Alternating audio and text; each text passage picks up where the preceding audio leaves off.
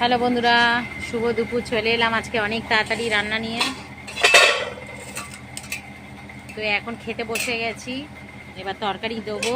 কি কি রান্না করেছি চলো তোমাদেরকে দেখিয়ে দিই কি কি রান্না করলাম। তো এই যে খিদে পেয়ে গেছে, কালকেকার এই যে তেলপোটকা চচ্চড়ি রয়েছে, এই তেলপোটকা চচ্চড়ি দিয়ে দিলাম। আমি একটু গরম করে নিলাম চচ্চড়িটা। তেলপোটকা চচ্চড়ি হয়ে কালকেকার আছে এই। আর এই যে ভাতের ওপর একটা করে পেঁয়াজ দিয়ে নিয়েছি।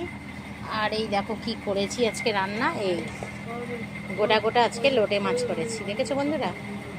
গোটা গোটা লোটে মাছ রান্না করেছি। তো এই দিয়েই আজকের খাওয়া হবে।